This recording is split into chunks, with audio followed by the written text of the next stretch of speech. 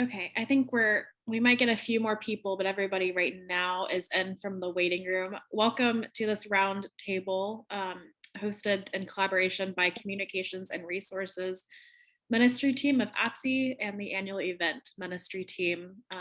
If you don't already know, you are here for a sneak peek of next year's annual event, which will be in January in Birmingham. And we have four folks from the annual event team who are with us to share all that we should be excited about and looking forward to, and getting together online and in person.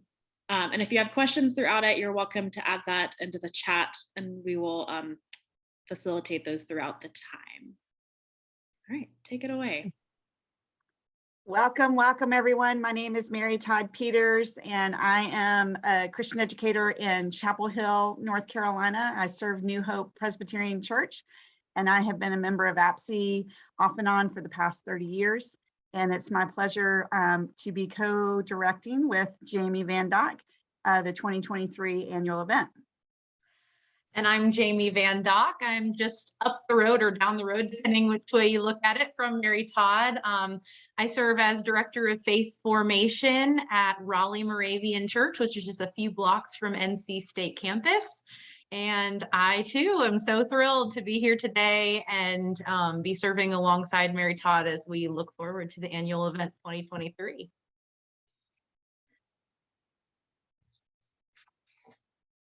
So Jamie, tell me how we got started with Unforced Rhythms of Grace.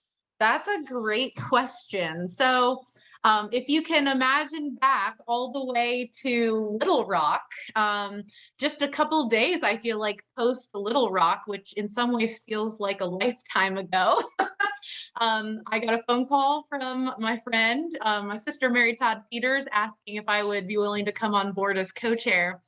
And I said yes with great excitement. And so we began the process of brainstorming, kind of what we would want to do if we had, the world at our fingertips. What would we want APSI annual event to explore? And of course, at the time, it was too early in the planning process to know exactly where we would be going. So we were just kind of dreaming about what is a topic that we felt like maybe has been missing from the scope of previous conferences that we've attended, APSI or otherwise. What's something that we really wanted to lean into and grow in our ministry work?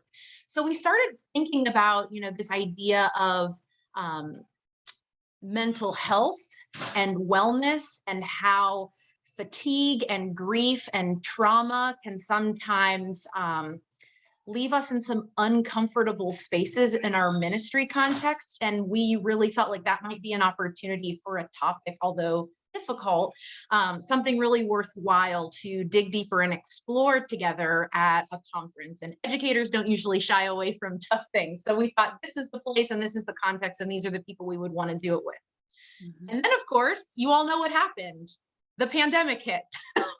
And so what we thought we were planning was the 2022 event was then, of course, timelines and locations and everything just got put on hold because the world kind of shut down. And so we continued to lean into this. Is this really still the right topic given everything that's going on? And in some ways, more and more, we felt like this is exactly the conference that is needed because we were all feeling tired. We were all, understanding in our ministry context and in our families, the toll on mental health and wellness that this pandemic as it went on was taking.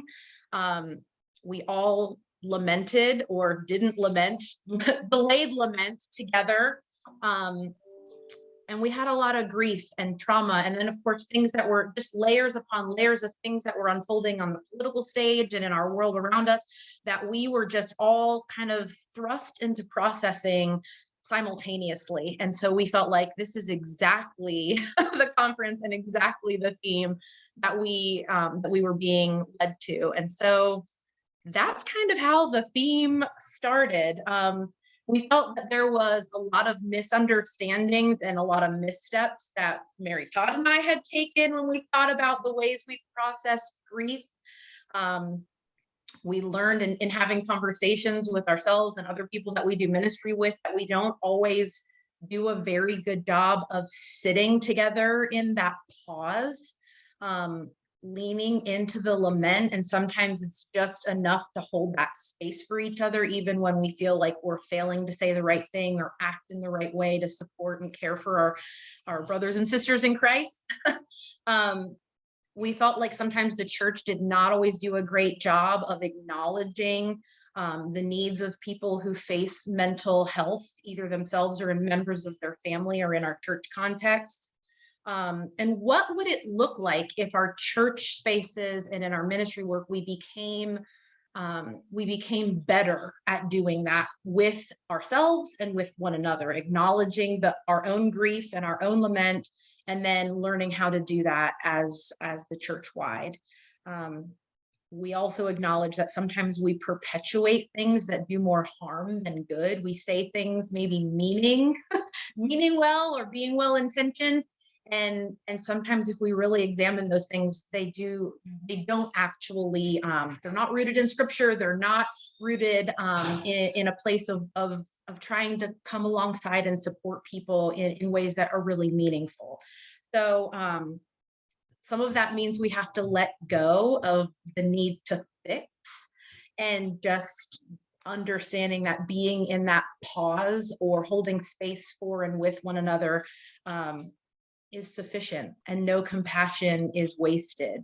So that's how we came to this conference theme. Did I say enough, Mary Todd?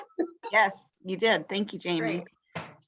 So we did some Bible study and came up with the Matthew 11:28-30 verse from the Message translation. We really liked the phrasing of learn the unforced rhythms of grace. I won't lay anything heavy or ill-fitting on you. And so when we presented this to the annual events team and we were brainstorming themes and titles for the retreat, the unforced rhythms of grace is what came through for the planning team. And so that is what we went with.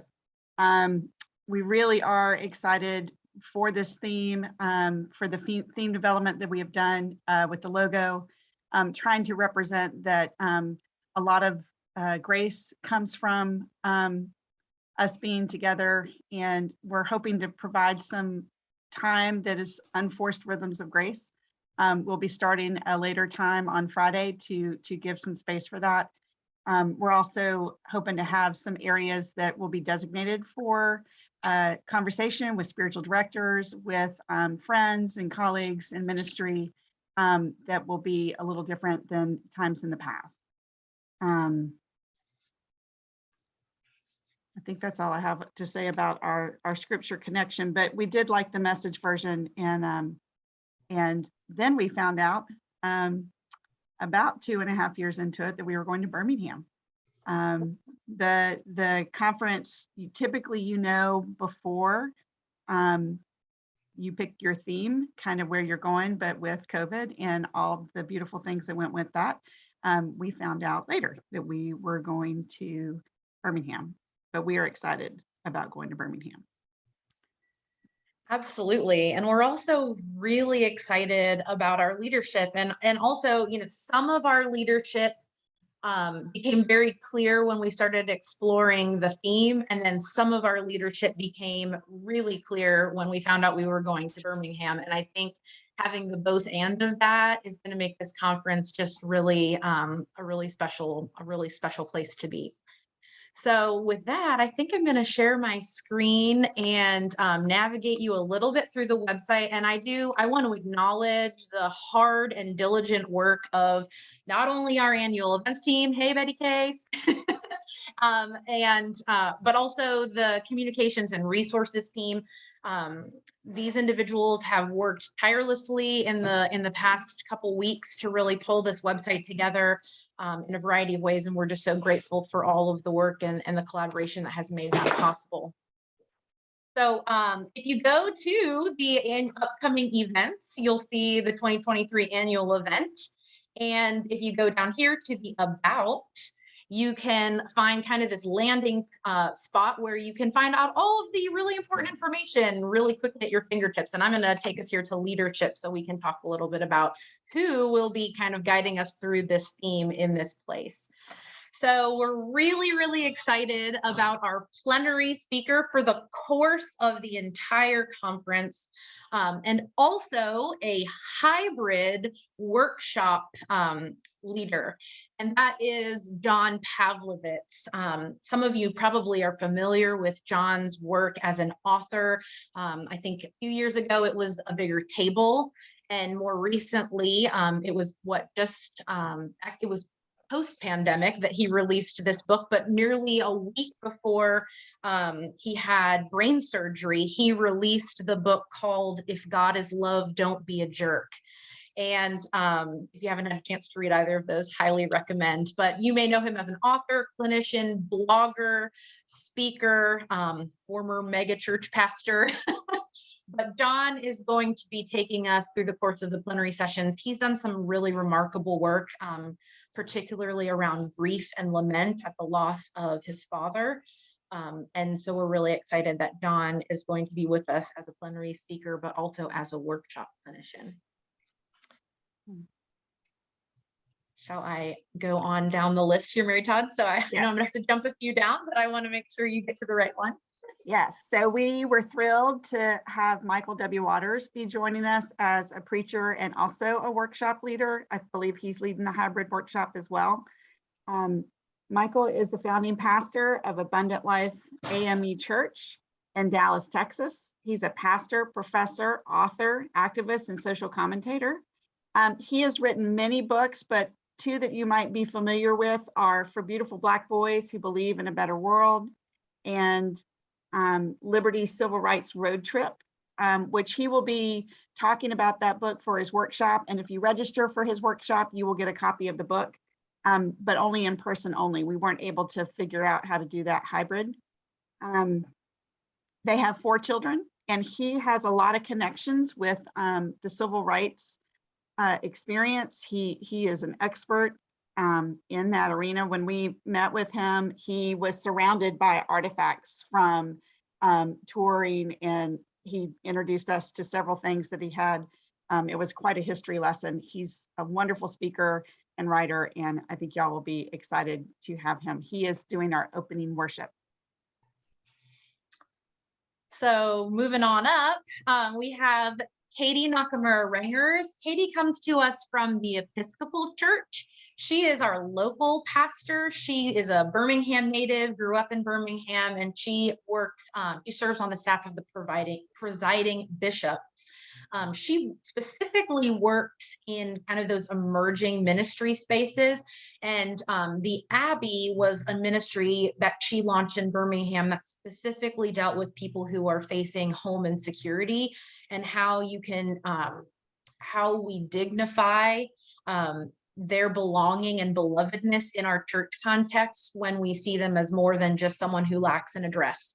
And so we're really excited to have Katie as a worship preacher joining us for this conference. And CC Armstrong is a Presbyterian pastor. She is at St. James Presbyterian Church in James Island, South Carolina. She most recently preached at 2 of the Montreat Youth Conferences, week 5 and 6. I was delighted to be there to hear CC, and one of my youth said of her preaching that she both scares me, but excites me as well. And he said, why can't our preaching at New Hope be like CC Armstrong preaching? And there's only one CC Armstrong, so that's why. She has many connections to Birmingham, and it was exciting when we talked to her about coming, her energy, enthusiasm for Birmingham and being there, and she will be our closing pastor on Saturday. So that takes us to 2 of the most creative people. They're all creative people, but 2 of our very creative artistic individuals, G. Philip Schultz and Mary Beth Button. G. Philip Schultz III. Some of you who joined our virtual conference in 2020 might remember some of his work that was featured as part of worship, specifically the the movement, I don't know if you want to call it the movement stomped or step choir. That was a collaboration that Philip put together. He is, I guess I would call him a musical entrepreneur. He directs, he co-creates, he considers himself a pastoral musician. He's also an educator on staff as professor. He is just such a creative musical force, and we are so grateful to have him leading not only the musical aspects of our worship services, but also as artistic liturgist, crafting the liturgies. And I think how those two will speak to one another hand in hand is just going to make for such a beautiful flow to our worship time together. And we're specifically excited about the opportunity to have a musically based expression of worship on Thursday morning. So we're really excited to have Philip joining us. And our conference artist, whose work you will see displayed not only as part of worship, but also on the screens. If you're joining virtually, you'll see her music or her work throughout, but also in the Spirituality Center. Mary Beth Button, she comes to us from the Lutheran Church. She's a pastor in the Lutheran Church. She is a curriculum developer, an artist, and she does not shy away from exploring really difficult issues. And of course, when we found out about her work as it spoke to our theme, we just felt like this is exactly the person that we felt visually was able to represent some of the themes that we're going to explore with our conference. Some of her Stations of the Cross work, which will become part of our conference, deals with mental health, deals with issues of social justice, racism, the ongoing COVID-19 pandemic, climate change, mass migration. So she has mass incarceration. She's really dealt with a lot of really difficult topics while still being able to infuse elements of creativity and hope and light in those works. And we're just really, really thrilled that she's going to be able to be with us as part of this conference. So that is an overview of our leaders. On Thursday, our worship service will be meditative and contemplative with music that Philip is going to create. So we have 3 preachers, 1 plenary workshop leader, 1 plenary leader, and then we have a musical worship on Thursday. With that, we are going to Birmingham. We're excited. It is the 60th anniversary of the 16th Street bombing of the Baptist church there. And we struggled like, gosh, that's really heavy. This is going to be really tough. But we believe that God's Spirit is working it all out and that we can trust in God's Spirit to hold both of these things together. The struggling with lament and grief goes hand in hand with what is happening and has happened in the past in Birmingham.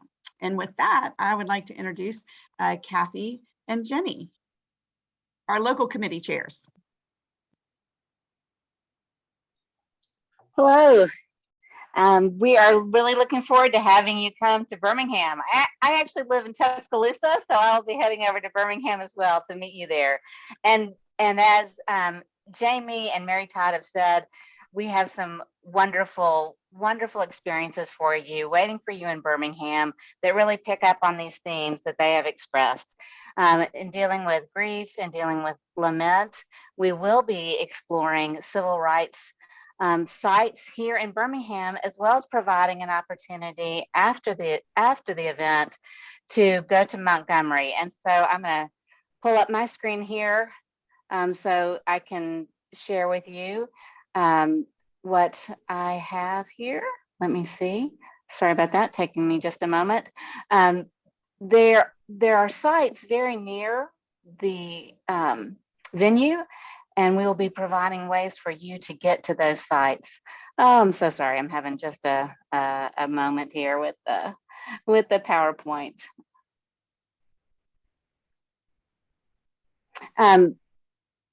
Sorry, Jenny. Jenny, will you talk about restaurants for a minute and other things, and then we'll come back to this while I get it. I'm sorry. I thought I had it ready. No problem. I'm happy to.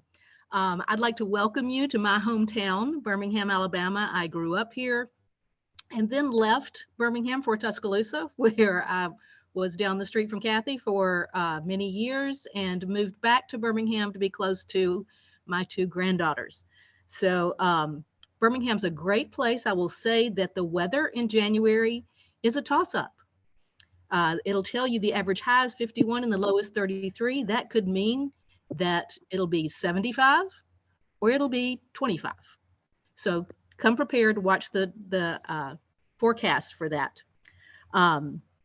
Looking at restaurants, we have some famous chefs and some 5-star Michelin star restaurants in town, but I was going to talk, I haven't visited a lot of those because if you've been to 5-star restaurants, they're not very affordable. So I'll tell you about some of my favorite restaurants around Birmingham.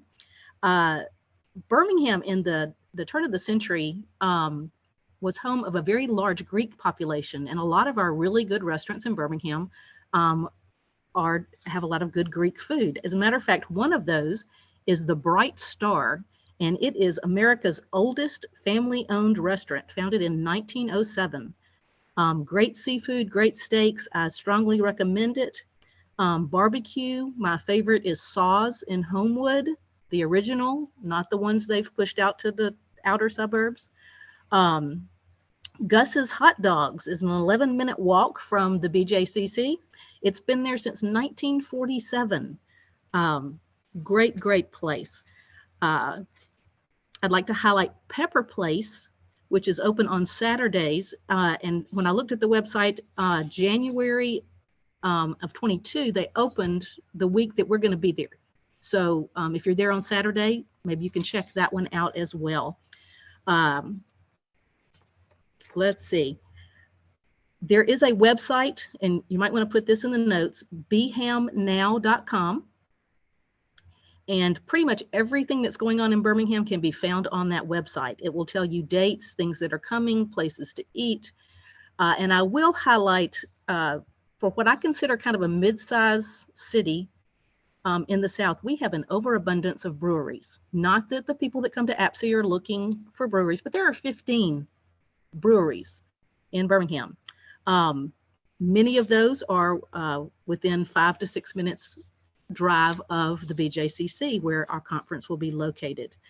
Also, the traveling show of Hamilton will be at the BJCC beginning January 24th to February 4th. So you probably will run into some actors and stage crew crossing the street, as they usually stay at the hotels where we'll be staying.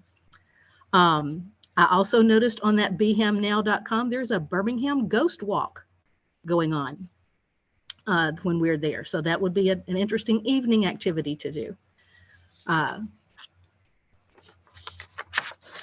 There is a whole stretch of restaurants adjacent to the BJCC, so you don't have to have transportation. Everything from Southern Kitchen and Bar, Texas de Brazil, Uptown Cantina, Eugene's Hot Chicken, Mugshots. There is a Top Golf multi-tiered golf experience where you can rent a bay with your friends. The bays are climate controlled, so even if it's very cold, you can play golf in that tiered structure. Some great shopping. The Summit is not far from there, and Shops of the Colonnade. So we welcome you to Birmingham. We hope you get a chance to see our friend Vulcan while you're there. And if you have any questions, just send them our way. Thank you, Jenny. That's great. Lots of good things to do in Birmingham, and places to eat and things to see, including the Art Institute, which is free, and that's very near where we will be as well. So we're gonna. I want to tell you about a couple of things. One would be some of the workshops that we're going to offer from some really wonderful local folks. So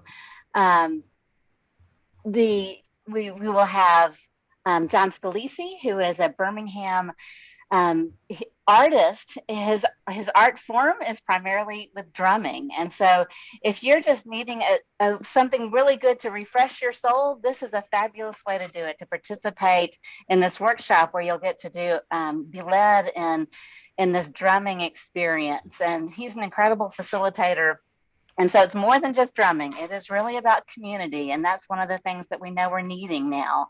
And so participating in this is a great way to reconnect with others. We'll have an improv workshop, and that will be led by a local comedian and improv facilitator. He has worked with our local theater here in Tuscaloosa, and he's just a dynamic leader, and that will be a lot of fun. And again, just a way to refresh your soul and maybe a reset of just allowing yourself to let your hair down and be creative. One of my favorite artists from Tuscaloosa is Scott McQueen. He is the Kentuck artist in residence under the big red dog, is what we say. If you have a chance to hop on over to Tuscaloosa while you're in Birmingham, the Kentuck Art Center is an amazing folk art center, and some really fine artists have art there. And Scott will be inviting participants to use found objects to create some fun artwork. So another way just to have some creative expression, and maybe take a gift home, right? You're always looking for something to take back to folks you love. And another opportunity for that would be with one of our Birmingham locals, Soapy Jones. And that is her name, Soapy Jones. And Soapy will teach you how to make soap. And it is delightful and lovely. Her soaps are amazing. And so that will be another fun workshop that will be available during the event. Pre and post events are going to be a little more serious tone. So we're taking a little bit of a shift here. Before and after the event, there will be opportunities, and during the event, there will be opportunities to visit the Civil Rights Institute there in Birmingham. It is an amazing museum. If you haven't been to one of the civil rights museums, such as the one in Memphis, this is an incredible opportunity that you really don't want to miss out on. Just to be in Birmingham and to take a deep dive into what happened, what really happened, what were the experiences, how were things unfolding there in Birmingham, and the work of those civil rights leaders, and of course, King's letter from a Birmingham jail. And we know that pastors in our own denominations were those that he was speaking to, of saying you need to take a stand.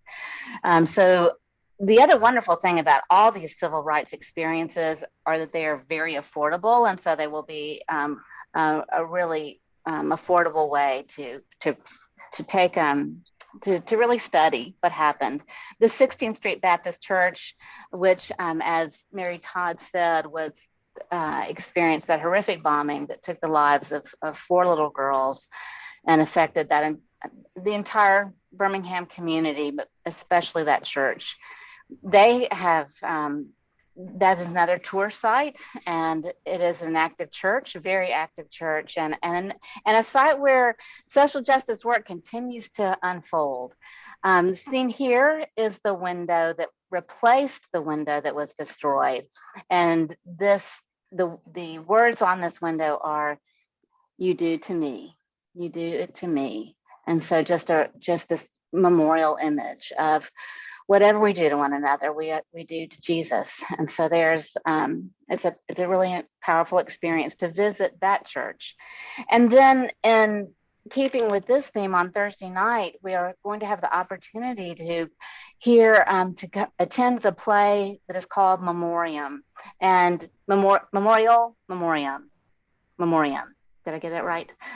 Which is a kind of a reader's theater piece in which we'll hear the stories of some of the lynching victims from the Birmingham area. And so it was written by a local playwright. And again, that will just be another incredible way to experience and remember and honor those who have gone before us, and some of the horrific suffering that has taken place on our own land. Across from the church and the park, and the church and the Civil Rights Institute, is Kelly Ingram Park. It is an incredible, it's a very accessible park, and it's not a very long walk. So even if the weather isn't particularly great while you are here, it is an incredible experience. You're seeing two of the different sculptures in this park. Each one tells a different aspect of the story of the civil rights movement. And so here you see the pastors kneeling, and you also see this memorial to the children, the young women who were killed and being set free to new life and honoring their lives. In addition, we're offering a trip on the Sunday when the conference ends to Montgomery, because there the Equal Justice Initiative has created an amazing memorial. It is the Memorial for Peace and Justice, and it is a tribute to all the lynching victims in our country. Each one of those pillars that you see hanging there is a different county of our country, and the known names are etched onto these pillars. And there's another part of the memorial that honors those names we don't even know, because we know of all the thousands of victims, that there are so many more we don't even know. And then this is an incredible park also that has sculptures that help tell that story, like the one you see here of enslaved peoples. In addition to that memorial, there's also the Legacy Museum.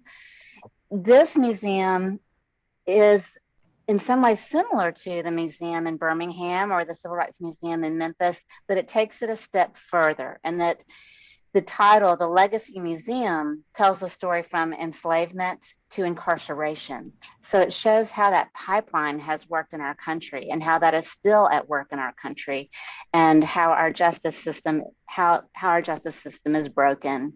And so these are just some incredible opportunities, both before, during, and after the conference, where you can learn more about our country's own history and our participation in it, and how it should inspire us as faith leaders to continue to respond to the injustices in our country. So that's what I have.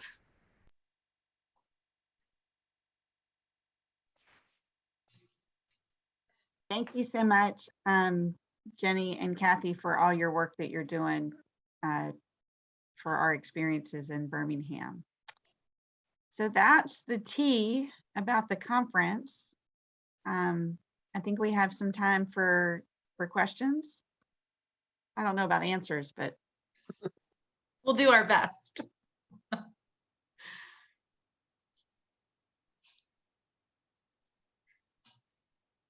While we're getting some questions into the chat, I did want to mention that information about the hotel is up on the website.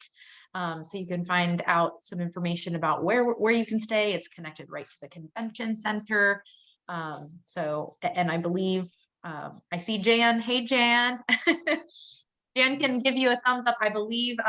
So registration is coming very soon, early September, maybe as early as next week. So we're really excited to have people start registering as soon as that's available.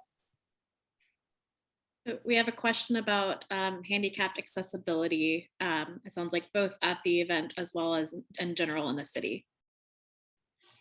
So the hotel is connected via a skywalk to the convention center, and then there is elevators that will take you to all the levels where ballroom and workshops will be located. So it is handicap accessible. As far as other things around the city, we have arranged for transportation to those sites. So we should be good with and we will have plenty of volunteers too to help navigate, because we know whenever we've got a convention center connected to a hotel, sometimes, you know, we need people to direct traffic. So we will have volunteers able to assist us with that.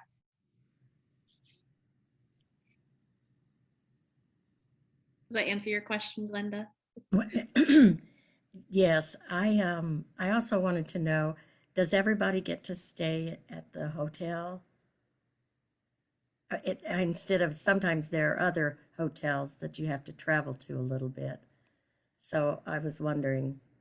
The hotel is ready and capable of holding all of our attendees. So we would encourage you to book with yes, with the conference hotel. Sure. Okay.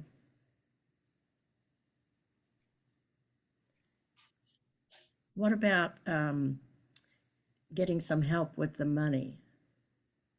I've never had to do that, but this might be, it might be time. Plenty of scholarships available. The due date is Scholarships, yeah. October 15th. Is, Say that again, Jesse. yeah, Scholarships, there's plenty of scholarships available. They are due October 15th, and I'm a quick link to the page where you can apply for those. So just give me a second and they'll be in your chat. Super, thank you. You can And I also will check make with your sure- region. Sorry. yeah, right. No, I'm sorry. I was going to say, I will make sure that in the notes that I take today, there will be live links to the websites that are mentioned. So you should be able to get everything from that one little set of notes, if I do it right. Thank you, Catherine. Thank You you. know, this just sounds wonderful. I think you all have done an incredible job. I mean, like I said in the chat, this will be my 21st. Should I Wow. get 21st in a row? And I'm just excited about every single thing you said. I want to do everything. Fantastic. Well, Well, we have a fantastic team of people. We could We not sure be do. more grateful. Well, I know in my presbytery, I'm in Missouri and Kansas. A lot of churches have taken the trips down to the bridge and to, you know, all the different places, and I wasn't able to go.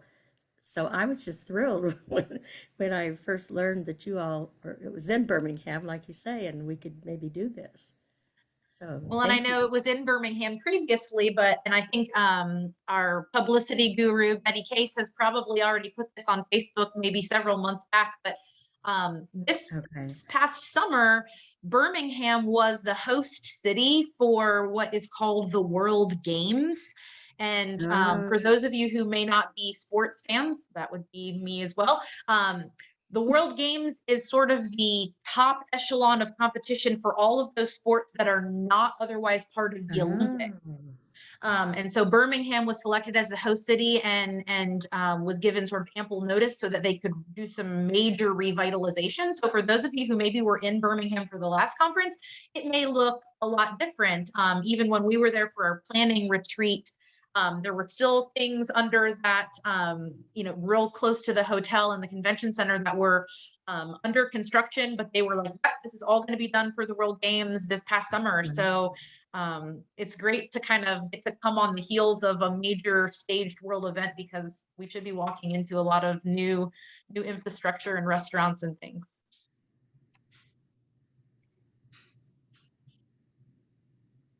Thanks. Thank you, Jamie. We hope that you will invite others from your presbytery and your regions to register. Again, registration we hope will go up next week.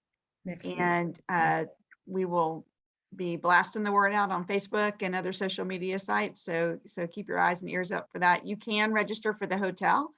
I know people have already started doing that, and that link is on the website as well. And are there any other questions? Let me just say, there is lots and lots and lots and lots of information on the website. If you go to the annual event section, we've uploaded like tons of stuff. And when you go there, look at the pictures, because they're from past annual events. See who you know. Good. One quick question. I'm sorry, and my office phone is ringing and I'm letting it go. So sorry, multiple sounds in the background here. So the trip to Montgomery, and maybe this is all on the website and I just haven't looked yet. I'm assuming that the blocking of rooms would include that extra day's stay, because I'm assuming in order to do that, you don't fly out until Monday, I would guess. That's correct. It's a full day event experience. Okay. That Perfect. is correct. Yes. That is correct, but the hotel link does not have it correct yet. And so if you try to look past Sunday, but our event planner is on it to get that changed, because our contract does include those days. It just doesn't get it. Okay, great. Thank you. I'm sorry, I just realized what you said. So that would include Sunday night and leave Monday. Gotcha. Correct. So I know some people were probably like, well, why can't we do it before? So the EJI, the Equal Justice Initiative Museum, that site is not open on Mondays and Tuesdays. And despite calling to see how big of a group would we have to bring to open it on our behalf, they don't open for those days of the week. So our best option was to go ahead and make the trip on Sunday. So we really hope that there will be a great number of us that will be able to stay and make that trip, because from what I've heard, it's really a remarkably moving and just totally worthwhile experience to stay for that extra day.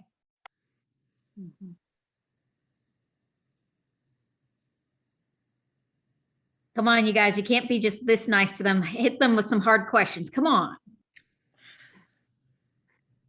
Oh, man. Well, I have to say the ladies did an amazing presentation that no wonder you guys don't have many questions. They did amazing. Can't wait for this. APSI is doing more roundtables coming up. And also remember, October 15th, there are scholarships for this due. And there's a lot of new scholarships available, both for AE online and the annual event in person. So there's both available. There's lots there. Please do not let finances stop you from coming. Also, we will have this sort of a sneak peek for annual events online coming. Did I say anything about that? You froze. Yeah, Jesse, you froze for that whole thing. Could you repeat that, please? Yes, sir, no problem. We have some other roundtables coming up. One of our ones I want to highlight is we'll be doing a sneak peek for annual event online. So Tom, you're a part of the online people. You want to tell a little something? What I would tell you is there will be no experience that compares to the in-person experience. And I just have to tell you, as somebody who's been there, rewatching these slides and hearing people talk, it's just a moving experience that I would really encourage you to try your best to be there in person, because there are things we cannot replicate online. That said, we are excited about what's happening online. We are trying to do some slightly different things from past years and include some components that will be really more just for the online people, because they tend to lose the connectiveness that we get when we're all together. And so we're looking forward to that. And like usual, Ann and I, this is going to be our last year to host it. We're going to step down after this, and we are excited about some of the speakers and guests that we hope to have with us in the before and the after conversations. So if you can't be there in person, APSI, I'm just so proud of the organization that it's trying to meet people where they're at and open the door in many ways. But for all of you who have gone to the in-person event, you know what I'm talking about when I say there's a feeling and a connectiveness that in my own ministry, I don't get any other way. And so I'm grateful for that. But man, if I couldn't be there, I would definitely jump into the online program as well. Everything else we'll share in a couple of months when we do our little sneak peek to that. And Tom, one of the best things is no habla español. No hablo español, señor. Yo no speak very well other languages, barely English. But the good news is we are going to have translators into Spanish. And we tried this 2 years ago with both Korean and Spanish. We've had a few requests. And actually, I think I saw Stephanie on earlier. Stephanie Fritz is helping us make that happen. So we're excited about it. I love all this inclusiveness and everything else that we are trying to do. Please look online. There is so much information, and Jan and Betty and everybody has been trying for that. We will also be doing some roundtables on Advent, on Blue Christmas, and personal care during the craziness times that we find ourselves from Thanksgiving on. So please look on and see what all we have coming up. APSI is all year round. I know some people think we only do the annual event and that's it, but we offer things tons of times throughout the year. And we have a lot of regional events coming up, and some of them are hybrid or only online. So I know South Central region is doing a hybrid one. So you don't have to come to Austin, Texas to check out their volunteer stuff. You'll find some links on there. But Jan, do you have anything you would like to share? I do not. Just glad that everyone came and look forward to seeing everyone in Birmingham. We'll see you everyone in Birmingham. Thank you. Y'all so much. Can't wait to see you in Birmingham. Thanks, everybody.